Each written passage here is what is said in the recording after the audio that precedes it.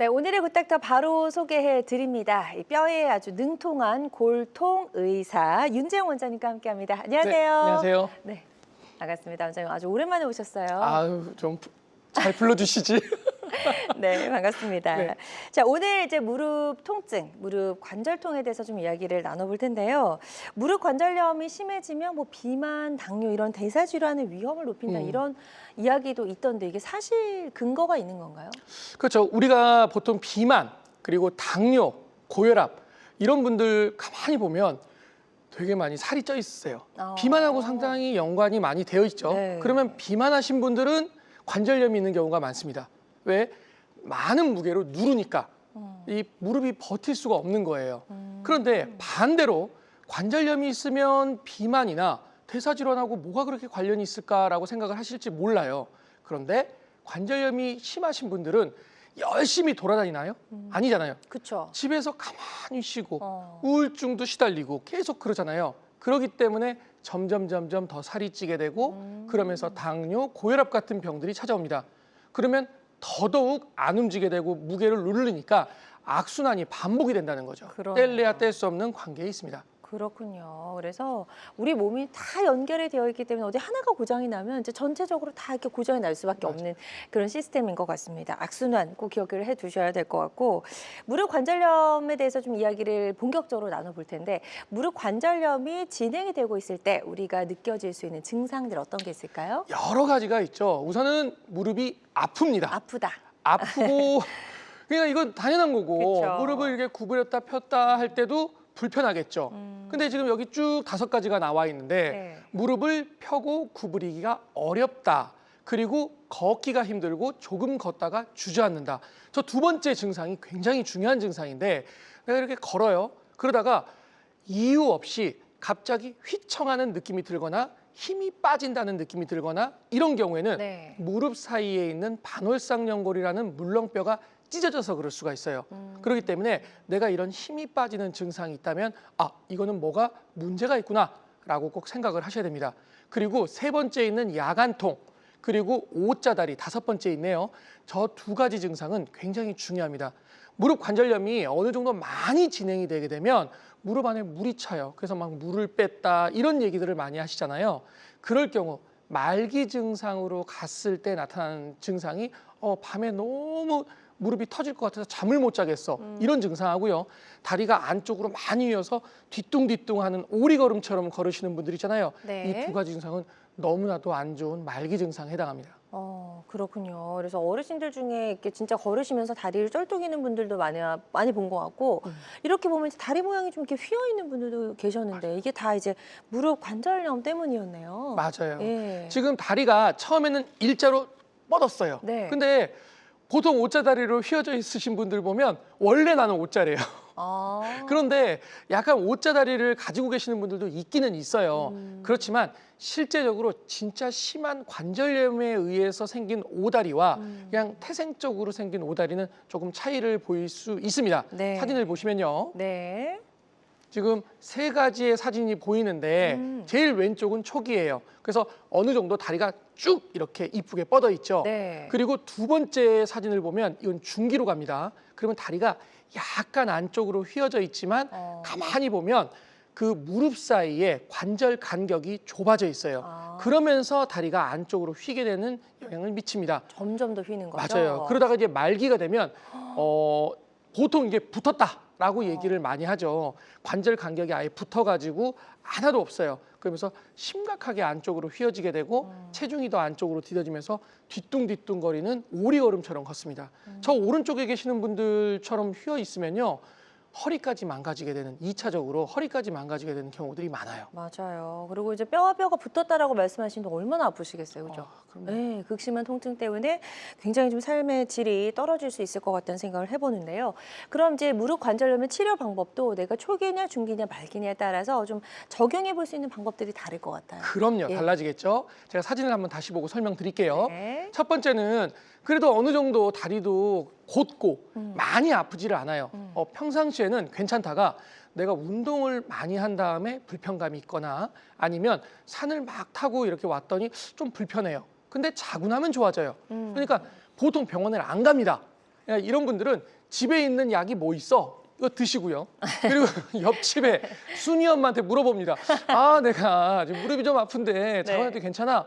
뭘 했으면 좋겠어? 그러면은 또 뭐 파스 이거 용하대, 뭐 이거 좋은 파스야, 막 이런 거 주잖아요. 그런 걸 붙입니다. 네. 그리고 약도 막 이렇게 막 바르고요. 이렇게 합니다. 그냥 보통 병원에 안 오세요. 그러다가 중기 단계가 되면 무리를 안 했는데도 아파요. 그냥 일상적으로 출퇴근을 하고 계단을 약간 올랐는데 무릎 안에서 굉장히 불편감이 있어요. 네. 그러니까 덜컥 겁이 나죠. 이 경우가 되면 이제 병원을 보통 방문을 합니다. 그래서 병원에서 약을 조제해주고 물리치료를 하고 그리고 간단한 주사 치료를 하게 되는 단계가 네. 중기 단계예요. 중기. 그러다가 이제 말기가 되게 되면 이미 벌써 걸어 들어오는 폼부터 다릅니다. 너무나도 아파하시고 어우 죽겠어요. 뭐 이 병원 저 병원 다 다녀봤어요라고 하시는 분들이 말기 단계예요. 이 단계가 되면 이미 벌써 주사 치료는 이미 많이 해봤고요. 수술적인 치료, 그 다음에 이제 시술적인 치료 이런 것들을 고려하는 단계가 저 말기 단계가 되죠. 네, 그래서 단계별로 이렇게 치료법들이 좀 다양하게 있다라는 걸 아시면 도움이 될 수 있을 것 같고요. 나의 무릎 상태가 이제 어디에 속해 있는지도 좀 정확한 진단을 받아보시는 게 도움이 될 수 있을 것 같습니다. 환자들마다 치료 효과는 조금씩 다를 수가 있겠고요. 어떤 치료든 치료 방법을 결정하기 전에 반드시 신중을 기한다는 점 꼭 기억해 주시면 좋을 것 같습니다. 윤재영 원장님과 함께하고 있습니다. 평소 잠잠했던 관절통이 찬바람을 불면서 더욱더 심해졌다면 반드시 치료가 필요한 그런 순간이 맞다고 합니다. 저희 방송 함께 보시면서 어떤 치료법들이 있는지 한번 알아보시고요. 또 궁금한 점 있는 분들은 상담 전화 주시면 좋을 것 같습니다. 02-6677-0012번, 02-6677-0012번 상담 전화 활짝 열려 있습니다. 자, 지금 많은 분들이 전화 상담 참여를 해주고 계세요. 접수 상황 잠시 살펴보고 가도록 하겠습니다. 먼저 50대 어머님 전화를 주셨어요. 아침에 일어날 때 무릎이 뻣뻣한 느낌이 들고 걷거나 계단을 오르내릴 때 통증이 있다라고 하셨고 아직 치료는 시작하지 않으신 것 같습니다. 예, 어떻게 하는 게 좋을까요, 원장님? 지금 무릎이 뻣뻣한 느낌을 잘 봐야 되는데 저 무릎이 뻣뻣하다는 느낌이 네. 근육을 이제 자고 난 다음에는 많이 쓰지를 않아서 근육 때문에 뻣뻣한 것인지 무릎 관절염 때문에 뻣뻣한 것인지를 꼭 한번 확인을 해봐야 돼요. 뭐 무릎에 물이 찼다든지 이런 특정 각도에서 불편한 것인지 이런 것들을 확인을 해봐야 될 것 같고 계단을 오르내릴 때 통증이 있다. 저 증상을 잘 봐야 되는데 계단을 오르내릴 때 통증이 있는 경우가 만약에 앞쪽에 불편감이 있다라고 한다면 무릎 슬개골이라고 하는 무릎 앞쪽에 있는 둥근 뼈가 있어요. 그 부분과 대퇴골이 만나는 부분에서 관절염이 있어서 그럴 가능성이 높고요. 네. 만약에 계단을 오르는데 무릎 뒤쪽 오금에서 불편감이 있다. 그러면 반월상 연골이라는 뒤쪽에 있는 연골이 찢어져서 그럴 수가 있습니다. 그렇기 때문에 계단을 오르낼 때 어디가 불편해서 아픈지를 꼭 한번 확인을 해보시는 게 좋겠습니다. 네, 좋습니다. 지금 이제 계단 오르내릴 때 아픈 부위를 정확하게 판단하는 게 중요하다라고 말씀해 주셨으니까요. 이 부분 참고하셔서 치료 잘 받아보셨으면 좋겠습니다. 또 다음 접수 사연 또 살펴볼게요. 30대 남성분 전화를 주셨어요. 직장인이라고 하셨고 테니스를 치고 나면 무릎이 뻐근한 느낌이 든다. 가끔 무릎 앞쪽이 쑤시듯이 아프다라고 하셨고 파스 근이완제 이런 이제 보존적인 치료 그렇죠. 하신 것 같습니다. 보다 적극적인 다음 단계 치료가 좀 필요하실까요? 지금 파스 근이완제 본인이 드시는 거네요. 저거 그렇죠. 왜냐면 병원은 안 가신 저 거죠? 파스를 붙이는 것도 파란색을 붙여야 되냐 빨간색을 붙여야 되냐 이것도 다릅니다. 왜냐면 물이 찼을 때는 파란색 파스를 붙여서 차갑게 만들어주는 게 좋고요. 네. 물이 차지 않고 근육을 풀어주는 만성적인 통증일 때는 빨간색, 혈류를 많이 돌게 하는 따뜻한 파스를 붙이는 게 맞습니다. 그런데 지금 나이가 지금 30대예요. 테니스를 치고 나면 격렬한 운동을 하고 났을 때 무릎이 뻐근한데 앞쪽이 쑤시듯이 아프다고 말씀을 하셨습니다. 그렇게 되면 아까 전에 제가 언뜻 말씀을 드렸지만 무릎의 앞쪽에 있는 슬개골과 대퇴골 사이에서 관절염이 있다. 근데 나이가 30이기 때문에 관절염이 심하게 전체적으로 진행되지는 않고 충격이 갔을 때 관절을 싸고 있는 관절 연골이 일부 떨어져 나가서 그럴 수가 있습니다. 그렇기 때문에 만약에 저런 분들 같은 경우에는 파스나 근이완제를 드셔보시고 소염제도 드셔야 되겠죠? 드셔보시고 만약에 효과가 별로 미진하다. 그럴 경우에는 주사 치료 중에서도 무릎에 뭐 센 주사 말고요. 그 보존을 해줄 수 있는, 기름칠을 해줄 수 있는 그런 연골 주사 정도를 한번 투여를 해봤으면 좋겠습니다. 네, 좋습니다. 지금 상담 아주 자세하고 상세하게 해주셨으니까요. 이 부분 참고하셔서 치료 계획 잘 세워보셨으면 좋겠습니다. 다음 또 사연 만나보도록 하겠습니다. 이번에는 60대 여성분 전화를 주셨고 무릎 골 관절염으로 주사 치료 중인데 효과가 점점 떨어진다라고 하셨어요. 그런데도 불구하고 주사를 계속 맞는 게 좋은지 어떤 치료법이 적합할지 전화 주신 것 같습니다. 이 60대 여성분들 정말 많이 무릎 때문에 오십니다. 근데 이런 분들이 관절염으로 이제 대부분 다 이제 주사를 먼저 맞죠. 근데 이제 주사가 여러 가지 이제 주사가 있는데 그중에서 이제 보통 주사를 맞았으면 조금 뭐 몇 달 간다, 3달 간다, 2달 간다 이렇게 되는데 만약에 이 주사의 효과가 좀씩 떨어진다라고 하면 똑같은 주사를 맞는데 왜 떨어지겠어요? 내 무릎이 조금씩 악화가 되는 거죠.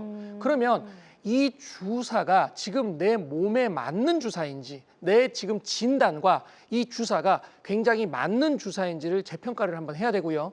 그렇지 않다면 주사의 단계를 올리던가 주사를 좀 이렇게 섞어서 좀 더 다음 단계의 주사를 고려해 봐야 되고요. 그런데도 불구하고 효과가 없다라고 생각이 되신다면 정밀한 검사를 통해서 진단을 더 정확하게 하고 그 다음 단계의 치료, 시술적인 치료나 수술적인 치료로 가는 게 맞다고 생각합니다. 네, 좋습니다. 상담 잘 해주셨으니까요. 이 부분 치료 받으시는데 도움이 꼭 좀 되셨으면 좋겠습니다. 계속해서 전화로 다양한 증상과 궁금증 또 물어보고 계시고 남겨주고 계신데요. 026677-0012번, 026677-0012번 상담 전화 계속해서 활짝 열려 있습니다. 계속해서 전화로 남겨주시면 저희가 상담 도와드리고요. 전화상이다 보니까 보다 명확하게 진단을 내려드리는 데에는 어느 정도 한계가 존재할 수 있다라는 점 말씀을 드리고요. 가까운 병원에 내원하셔서 전문의의 정확한 진단 후에 치료를 시작하시기를 바랍니다. 자, 그리고 실시간 시청자 상담은 생방송 도중에만 가능합니다. 이 점도 꼭 기억해 주세요. 자, 저희가 이제 앞서서 단계별 관절염에 따른 치료법들 좀 간단하게 짚어봤고요. 이제 보통 초기는 병원에 잘 안 오시니까 그렇죠. 중기부터 저희가 좀 이야기를 나눠보면 좋을 것 같아요. 네. 이 중기의 관절염에서는 많은 분들이 주사 치료하시는데 말씀하신 대로 주사 치료가 너무 많더라고요. 너무너무 많습니다. 정말 다양하죠? 진짜 정말 다이어트 방법도 뭐 한 10만 개 된다고 그러는데 개. 주사 치료도 그 정도까지는 아니지만 굉장히 많습니다. 네. 그래서 제가 이 주사 치료에 대해서 조금 간략하게 한번 말씀을 드려볼게요. 지금 저기 나와 있는 여러 개의 주사가 있잖아요. 저 주사도요. 그냥 일부만 뽑은 거예요. 대표적인 거. 연골 주사. 우리가 흔히 말하는 연골 주사는 기름칠을 해주는 주사예요. 그러니까 재생력이라는 게 있는 주사는 아니고 그 다음에 DNA 주사, PN 관절강 주사, 그리고 프롤로 주사, 인대 강화 주사라고 하죠. 네. 그리고 콜라겐 주사, 여기까지가 우리가 이제 재생력을 좀 더 보충해주는 주사군이라고 할 수가 있습니다. 그리고 스테로이드 주사는 우리가 흔히 말해 뼈 주사라고 하죠. 하얗게 생겨 있는. 네. 그리고 콤비네이션 재생 주사는 저런 여러 가지 주사를 조합을 해요. 그래서 좀 더 효과적으로 사용할 수 있도록 하는 주사가 됩니다. 근데 저런 콤비네이션 재생 주사는 의사의 숙련도가 좀 필요해요. 진단도 정확해야 되고. 그렇죠. 그냥 무턱대고 그냥 막 섞는다고 좋은 건 아니거든요. 그렇죠. 예, 그래서 그런 것들이 좀 필요합니다. 자, 그리고 DNA 주사 말씀하셨나요? 선생님? 네. 예. 제가 이제 여러 가지 이제 주사를 한번 하나하나 좀 설명을 좀 드려볼게요. 네네네. 보시면 지금 이제 처음에 이제 연골 주사가 있습니다. 연골 주사는 기름칠을 해주는 주사라고 생각하시면 돼요. 네. 히알루론산, 단어가 어렵죠. 저게 뭐냐면 우리 무릎 안에 이게 기름칠을 해주는 관절액 성분이에요. 그런데 이 성분을 보충을 해줍니다. 그러니까 이게 톱니바퀴가 이렇게 돌아가는데 뭐가 이렇게 뻑뻑뻑뻑 거려요. 그러면 그거를 기름칠을 해가지고 부드럽게 돌아갈 수 있도록 관절액을 보충을 한다. 기름칠 역할을 한다. 여러 번 맞아도 당연히 상관이 없죠. 기름칠을 여러 번 했다고 문제가 되진 않잖아요. 그렇죠. 그런데 지금 저 주사가 여러분들이 너무나도 잘 알고 있는 일주일에 한 번씩 3번 맞으라고 했어.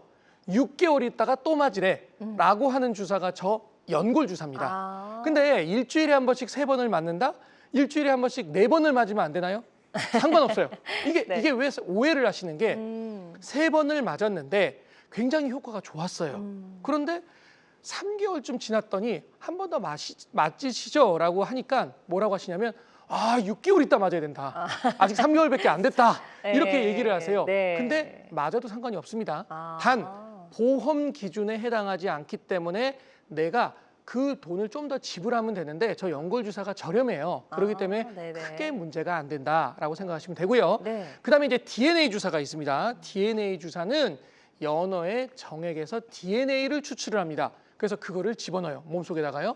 근데 하필이면 왜 연어의 정액이냐? 저 연어의 정액에서 뽑은 DNA가 인간의 DNA하고 95%가 일치합니다. 그래서 집어넣었을 때 흡수가 잘 돼요. 네. 근데 어떤 역할을 하느냐? 혈류를 많이 돌게 하고 성장인자 분비를 촉진을 합니다. 그래서 인대가 손상이 됐을 때 재생력이 있고요. 그리고 소염 효과도 일부 있기 때문에 통증도 줄여주는 역할이 있어요. 그래서 처음에는 상처가 났을 때 저 상처를 잘 회복시키는 역할로 썼었는데 이게 이제 효과가 좋다 보니까 어깨에 힘줄에 손상이 있었을 때, 팔꿈치에 손상이 있었을 때, 무릎에 인대 손상이 있었을 때 이럴 때 같이 적용할 수 있는 경우도 많습니다. 그렇기 때문에 많이 사용된다고 할 수가 있죠. 네. 자, 좋습니다. 연골 주사와 DNA 주사 아주 좀 자세하게 설명해 주셨고, 네. 연골 주사 같은 경우에는 이제 몇 번을 맞아도 크게 지장은 없는 주사라고 말씀하셨는데, PN 관절강 주사 그리고 프롤로 주사 이런 것들도 있잖아요. 있죠. 예. 그러면 다시 한번 그것도 설명드려볼게요. 네. 그럼 이제 생각을 해요. 아니 기름칠을 해주는데 이 기름칠을 해주는 주사는 재생력이 없지 않냐. 근데 DNA 주사 같은 경우에는 뭔가 좀 들어보니까 좋은 것 같다. 그쵸. 이 두 개를 어떻게 좀 합치면 안 될까라고 했더니 우리나라 사람들이 누굽니까? 저기 지금 피행 관절강내 주사라고 했던 저 주사를 또 만들어냅니다. 그래서 연어의 정수에서 DNA를 추출해서 연골 주사 성분에다 꼭 집어넣어요. 아하. 그래서 기름칠도 해주면서 네. 재생력이 좀 더 있는 주사를 만들어냅니다. 물론 그 전에 있던 두 개의 주사하고 일부는 차이는 있을 수 있지만 전체적인 궤에서는 약간 비슷한 효과를 내고요. 그리고 이 주사 같은 게 조금 차이가 있어요. 무릎 관절에만 사용할 수 있고요. 아까 연골 주사는 어깨 관절에도 사용할 수 있거든요. 네. 근데 무릎 관절에만 사용할 수가 있고 일주일 간격으로 5회를 주사를 할 수가 있어요. 네. 그리고 나서 6개월이 지난 다음에 다시 주사를 놓을 수가 있습니다. 그런데 이제 또 생각을 하죠. 아, 그러면 3개월이 지난 다음에 나 이거 효과가 좋은데 내 돈 내고 맞을게. 안 됩니다. 이 주사 같은 경우에는 좀 제약 사항이 많아요. 그렇구나. 그래서 꼭 법적인 이 테두리 안에서 맞아야 된다라고 하는 주사가 피행 관절강 주사고요. 네. 프롤로 주사 참 말도 많고 탈도 많은 주사입니다. 어디 가면요 프롤로 주사를 맞았다고 하시는 분들 주위에 굉장히 많으실 거예요. 네. 근데 저 주사가 비용이 은근히 비싸요. 아. 그런데 머리부터 발끝까지 뭐 여기도 프롤로, 여기도 프롤로, 여기도 프롤로 다 프롤로예요. 근데 좋아졌다는 거예요. 네. 근데 희한하죠. 무릎에 관절염이 있는 환자한테 프롤로 주사를 맞았는데 좋아졌다고 하시는 분들 많아요. 그런데 저 프롤로 주사는 말을 바꿔서 하면은 인대 강화 주사예요. 그래서 인대가 약한 부위에다 주사를 해서 염증 반응을 일으키고 그 염증 반응이 가라앉을 때 인대를 단단하게 만들어줘요. 그러면 무릎에 관절염이 있어서 물이 찬 경우는 효과가 없는 게 맞습니다. 이미 염증이 생긴 거죠? 염증이 생기고 네. 무릎 연골이 닳아서 그러는데 그쵸. 인대하고 상관이 없는 경우는 그렇구나. 효과가 없어야 되는데 프롤로 주사를 맞고 좋아졌다는 분들이 있거든요. 그런 분들은 프롤로 주사만 맞은 게 아니라 프롤로 주사에다가 스테로이드 주사를 같이 맞았을 경우가 해당을 많이 하죠. 그렇구나. 이런 분들 굉장히 많습니다. 네, 좋습니다. 이렇게 하나하나 자세하게 설명해 주시니까 이제 병원에 가서 주사 맞기 전에 이게 어떤 주사예요? 좀 우리가 더 정확하게 물어보고 좀 맞을 수 있을 것 같다는 생각이 들고요. 그 외에 지금 스테로이드 주사 말씀하셨는데 이것도 네. 좀 설명 들어볼게요. 스테로이드 주사 참 말도 많고 탈도 많죠. 이게 주사를 맞으러 딱 갔었을 때 이제 병원에 갔더니 이런 경우들이 있을 거예요. 어르신들이 소문을 내요. 나 어디 가서 주사를 맞았는데 절구 들어갔는데 문을 열 때는 그냥 막 날아갈 것 같다. 무슨 새입니까? 어떻게 날아갑니까? 그런 분들이 있어요. 네. 용하대더라. 어. 그럴 경우가 대부분 스테로이드 주사를 놓을 경우가 많아요. 어. 이제 스테로이드 주사가요. 강력하게 항염 효과를 내요. 그러니까 좋기는 좋습니다. 네. 그런데 이 주사가 참 나쁜 게 당뇨를 일으키고요. 그다음에 인대하고 연골을 약하게 만듭니다. 그렇기 때문에 많이 맞으실 때는 안 좋아요. 그런데 이 스테로이드를 왜 그렇게 놓느냐? 효과가 좋기 때문에 그냥 놓습니다. 그렇지만 이 스테로이드 주사가 안 좋은 영향을 미칠 수가 있기 때문에 병원에 갔을 때 스테로이드 주사를 맞는 겁니까? 라고 꼭 여쭤보시고요. 의사 선생님이 얘기를 안 해주시는 경우도 있어요. 그러면 주사가 하얗게 우윳빛깔로 생겼는지를 꼭 확인을 하시고 내가 스테로이드를 몇 번을 맞았는지 정확히 알고 계셔야 나중에 과다하게 맞는 것을 막을 수 있습니다. 그리고 콜라겐 주사라는 것도 있어요. 네. 이 콜라겐 주사는 어떤 것이냐? 우리 몸의 연골이 콜라겐으로 많이 이루어져 있거든요. 그런 콜라겐, 연골 구성 성분을 보충한다라는 개념의 주사예요. 그냥 괜찮죠? 거기다가 이렇게 굉장히 기름칠을 해주는 성분까지 같이 있어서 좋기는 좋은데 이 주사가 또 요즘엔 보험도 됩니다. 근데 이제 좀 주의점은 주사를 놨을 때 좀 건더기가 있고 뻑뻑한 주사예요. 그렇기 때문에 의사 선생님이 주사를 잘 못 놓으면 굉장히 불편할 수가 있어요. 그러니까 뭐 환자분들이 의사 선생님한테 주사를 잘라주세요라고 물론 말을 하겠지만 이 주사를 맞을 때는 조금 그런 거를 신경을 써서 맞았으면 네. 좋겠다라고 생각하시는 게 좋을 것 같습니다. 좋습니다. 참 정말 주사의 종류가 다양하다라는 걸 다시 한번 느낄 수가 있고요. 이런 주사들을 섞어서 맞는 콤비네이션 주사도 아까 말씀하셨는데 맞아요. 그것도 잠깐 더 설명 들어볼까요? 아무거나 섞을 수는 없을 그죠? 거고. 아무나 섞을 수 없죠. 네. 무슨 붕어빵도 아니고 막 계속 섞을 수 없잖아요.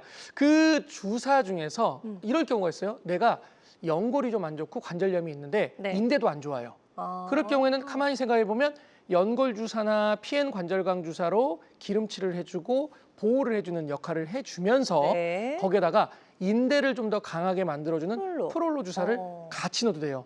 그거 되죠. 네. 대신 이 주사를 놓을 때는 진단이 굉장히 정확해야 되고 또 어떨 경우에는 이런 경우가 있어요. 아니 주사를 어떻게 2개를 맞냐? 1개씩 따로 맞아라 이렇게 말씀하시는 분이 있거든요. 그런데 상관없습니다. 얼마든지 그렇게 주사를 놔도 되고요. 실제로 이제 저한테 이제 쭉 다니시는 분 중에서 그 탤런트 선생님이라고 있어요. 네. 예, 그 많이 활동하시죠. 네네네. 그분이 지금 한 달에 한 번씩 쭉 오세요. 그래서 주사 치료를 지금 계속 하고 계시는데 그분이 기름칠을 해주는 연골 주사와 좀 관절염이 굉장히 심하시거든요. 그래서 관절이 더 망가지지 않도록 하는 DNA 주사를 같이 맞고 계세요. 그러니까 이런 식으로 내가 목적성을 확실하게 보고 진단을 정확하게 했다면 그거에 맞춰서 컴비네이션 주사를 잘 하게 되면 굉장히 도움이 많이 되는 주사입니다. 단 주사 치료가 모든 것을 다 낫게 한다. 이런 맹신은 금물입니다. 네, 좋습니다. 자, 무릎 주사의 모든 것 아마 속 시원하게 설명해 주신 것 같아요. 이제 지금까지 많이 궁금하셨던 분들은 아마 이번 기회에 조금 더 명확하게 이해가 되시지 않았나 싶습니다. 무릎 골관절염 주사 치료는요, 다양한 치료법 중에 하나라는 점 말씀을 드리고요. 모든 치료는 정확한 진단 후에 환자의 증상과 상태에 맞게 적절하게 선택을 해야 된다는 점 꼭 기억해 두시면 좋을 것 같습니다. 방송 보시면서 궁금한 점 생기시는 분들 많으시죠? 02-6677-0012번으로 전화 주시면 되겠고요. 지금 첫 번째 전화 연결이 되어 있다고 하니까 바로 만나보도록 하겠습니다. 여보세요? 네, 여보세요? 네, 안녕하세요. 반갑습니다. 네, 안녕하세요. 네, 전화 주신 분 연세 어떻게 되실까요? 73세요. 네, 70대시고 지금 이제 어떻게 무릎이 불편하신지 원장님과 인사 나누시고 증상 설명해 주시면 되겠습니다. 네, 안녕하십니까? 네, 안녕하세요. 네, 어디가 불편하세요? 네, 그거 다른 게 아니라 한 3주 전에요. 예, 헬스 기구 쪽에서 그 운동을 하다가 넘어지면서 예, 왼쪽 그 무릎 위에 옆구리를 아주 심하게 부대꼈어요. 예, 예, 부대껴 가지고서는 거기가 그 좀 통증이 있어 가지고 예, 한의원에서 침을 좀 맞아보고 그랬는데 네, 그 호전이 별로 안 돼요. 조금 호전이 되긴 되는데 예. 지금도 한 3주 가까이 됐는데 걸음걸이를 걸거나 이러는 건 상관없는데 손으로 눌리면 그 부분이 아파요. 부대낀 부분이. 아버님, 제가 말 끊어서 중간에 죄송한데 예. 무릎 위에 옆구리라는 게 어디를 말을 할까요? 무릎 위에 허벅지죠. 허벅지 옆에. 아, 허벅지 쪽에. 네. 아, 그쪽을 부딪히셨나요? 아니면 삐끗하셨나요? 심하게 부딪혔어요. 넘어지면서. 부딪히셨어요. 네. 그리고 오금 쪽이나 이런 쪽은 괜찮으세요? 네, 그쪽은 괜찮아요. 물이 차 있지는 않으시고요. 네, 그런 건 없는 것 같아요. 그런 건 그냥 없는 것 같아요. 네, 아버님, 눌리면- 제가 네. 이제 아버님의 지금 말씀만 이렇게 들어서는 이제 약간 이제 진찰을 한 건 아니기 때문에 설명에 제한이 될 수는 있는데 우리가 무릎을 부딪힐 때 무릎이 확 꺾어지는 경우가 굉장히 많아요. 그래서 그 경우에 문제가 생기는 경우는 오금 쪽의 연골, 반월상 연골이 찢어지게 되는 경우가 굉장히 큰 문제가 되고요.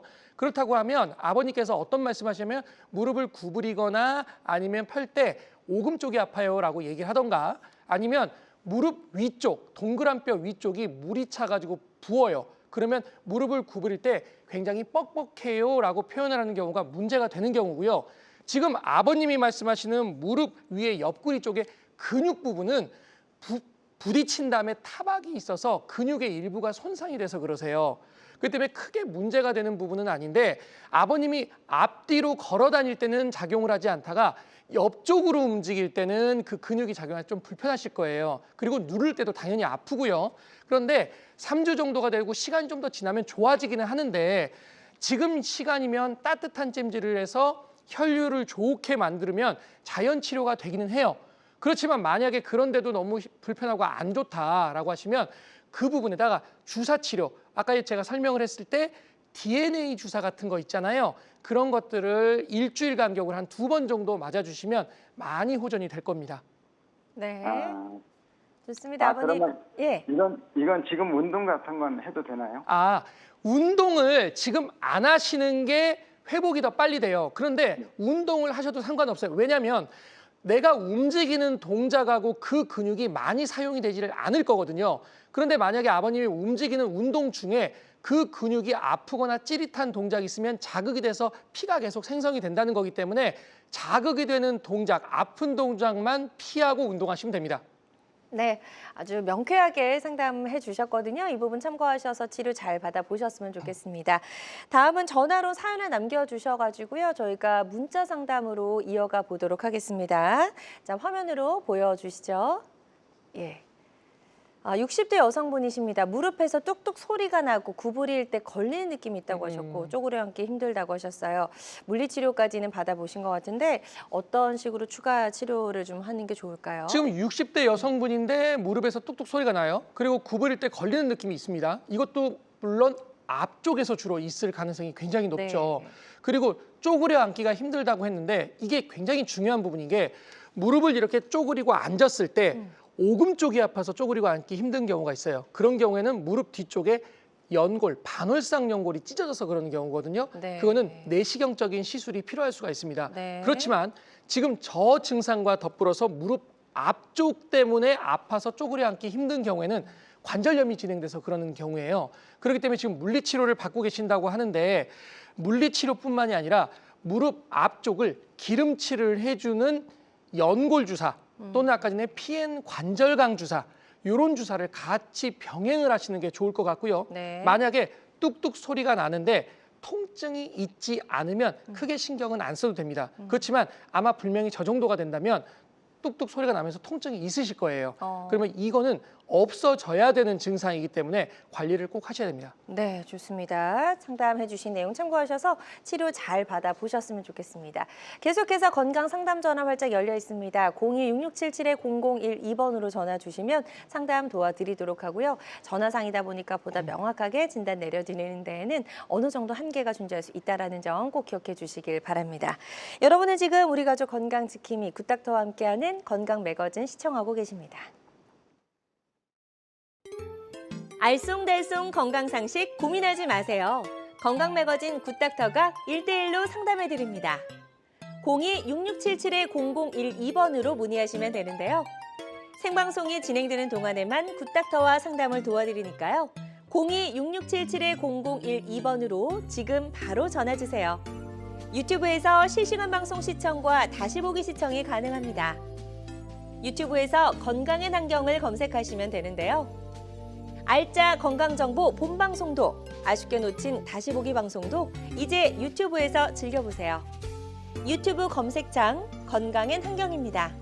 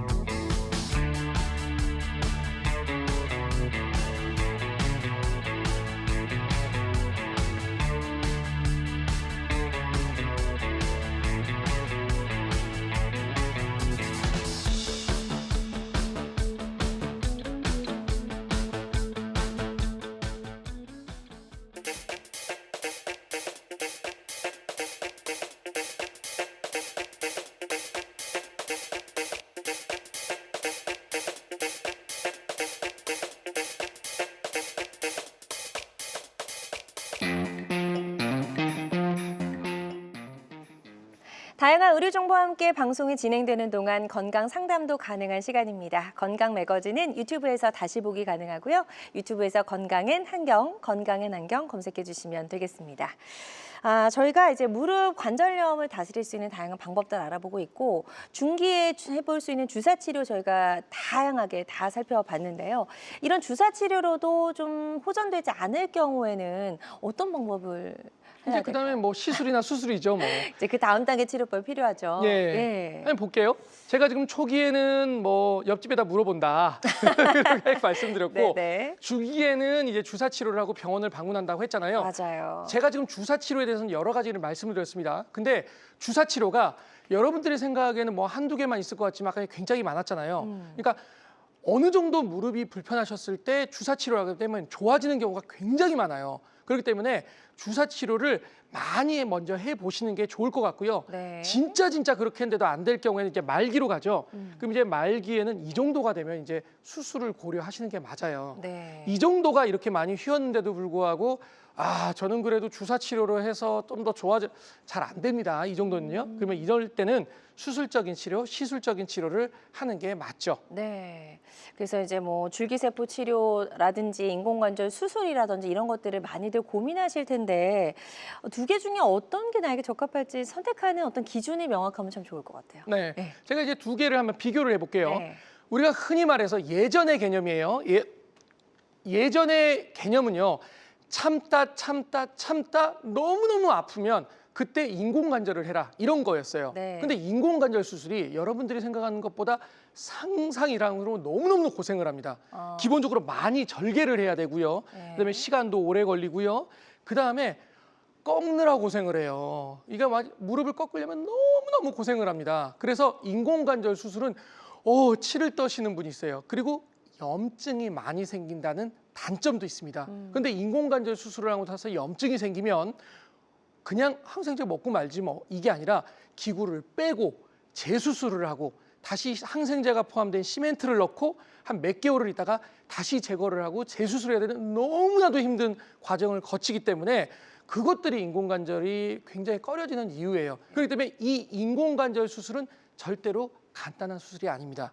그런데 그에 비해서 저 줄기세포는요 좀 더 수월하죠. 그러니까 뭐 시간도 굉장히 짧고요. 절개도 안 하고 그냥 구멍만 뚫어서 보통 진행을 하고요. 그다음에 입원 기간도 당연히 짧죠. 대신 이제 목발을 상황에 따라서 조금 짚어야 될 가능성이 좀 있습니다. 그래서 그런데 이제 두 가지 중에서 무조건 줄기세포를 하느냐, 무조건 인공관절을 하느냐 이게 정해져 있는 건 아니고요. 이 환자를 진단을 한 다음에 이 정도 나이에 이 정도 상황이면 줄기세포가 가능하다라고 한다면 얼마든지 진행을 하는 것을 추천을 드립니다. 네, 좋습니다. 그럼 이제 줄기세포 치료가 어떻게 좋은지 저희가 좀 알아보면 도움이 될 수 있을 것 같은데요. 연골 재생과 회복을 직접적으로 도와주는 역할을 하나요? 네, 맞습니다. 손상된 연골 부위에 줄기세포 치료제를 도포해서 연골세포로 재생시키는 치료다. 이야, 말이 정말 뭔지 하나도 모르겠습니다. 그럼 제가 이거를 네네. 사진을 보고서 말씀을 드릴게요. 지금 저기 왼쪽 위쪽에 있는 저 사진이 말기퇴행성 관절염이에요.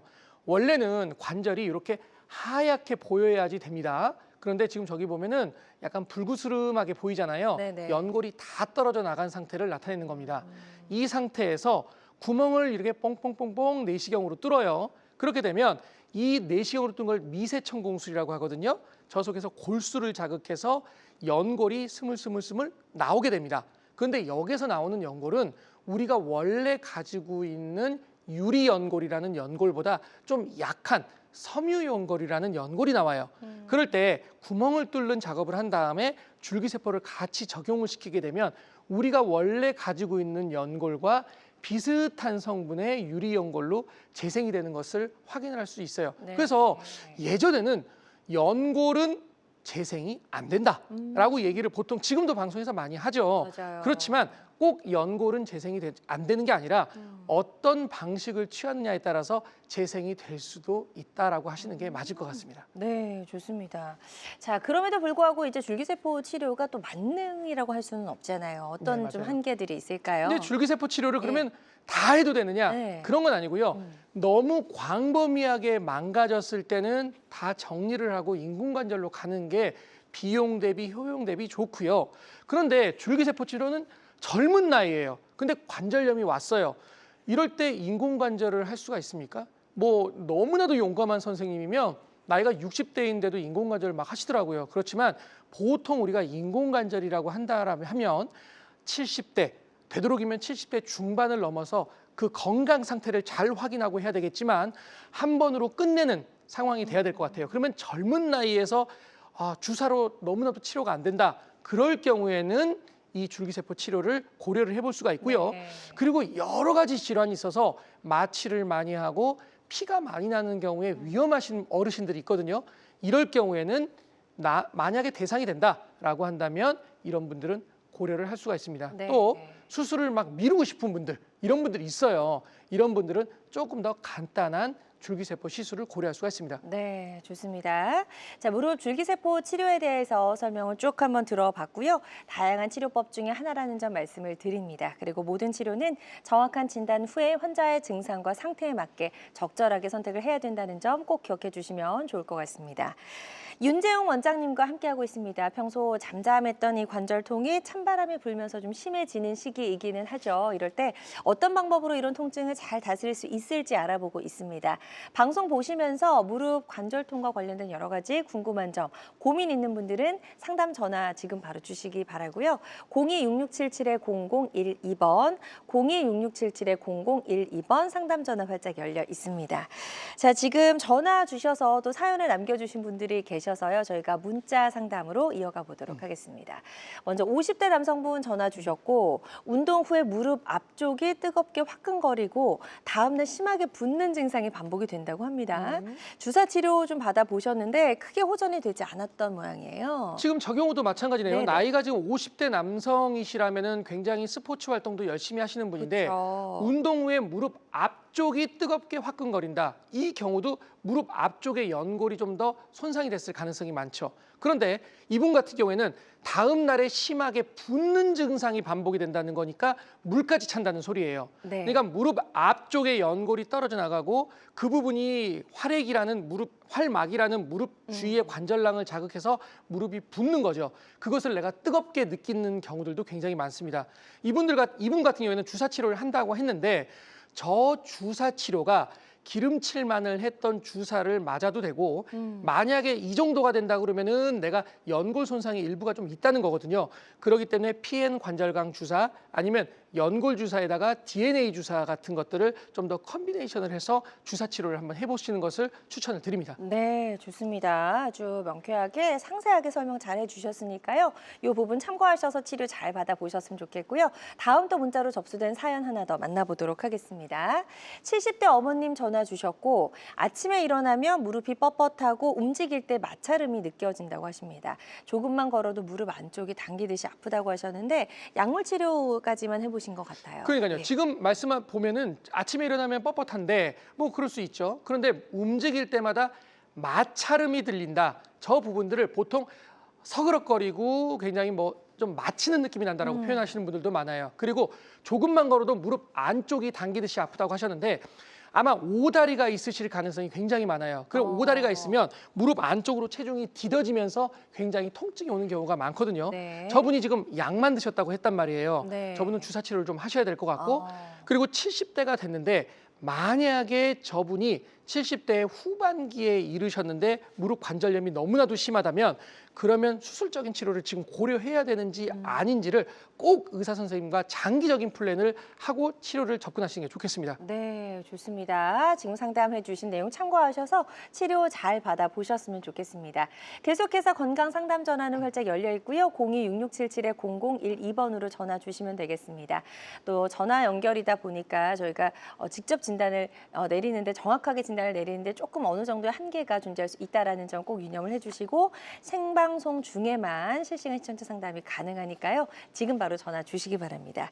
자, 지금부터는요. 비교적 예후가 좋았던 치료 사례들 만나보도록 하겠습니다. 첫 번째 치료 사례부터 좀 만나볼까요? 예, 20대 남자 환자입니다. 네. 20대 남자 환자분이 만약에 무릎을 너무나도 아파했다라고 한다면 무조건 외상력입니다.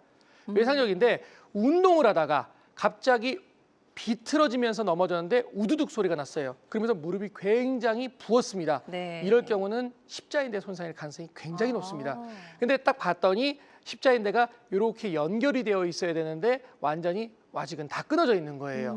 근데 이제 문제는 운동을 하다가 십자인대가 파열돼서 이제 십자인대가 저렇게 다 끊어졌으면 수술적인 치료를 해야 됩니다. 네. 그런데 이제 십자인대를 수술하러 들어갔더니 연골이 깨져 있는 부분이 여기에 이렇게 있었어요. 아. 그래서 저 부분도 같이 젊으시기 때문에 손을 봐야 되는 상황이었거든요. 그래서 저렇게 구멍을 뚫어서 줄기세포를 같이 적용을 했습니다. 그랬더니 1년 후에 이렇게 회복이 된 것을 확인할 수 있었습니다. 예. 그렇군요. 아주 예후가 좋았던 20대 남성분의 치료 사례 만나보셨고요. 환자들마다 치료 효과는 조금씩 다를 수가 있겠습니다. 자, 다음 사례 또 만나볼 텐데요. 이번에는 70세 남성분이시네요. 예, 70세 남성분인데 굉장히 심한 관절염이죠. 완전히 다 떨어져 나가가지고 연골이 남아있는 게 없습니다. 근데 나이도 꽤 많아요.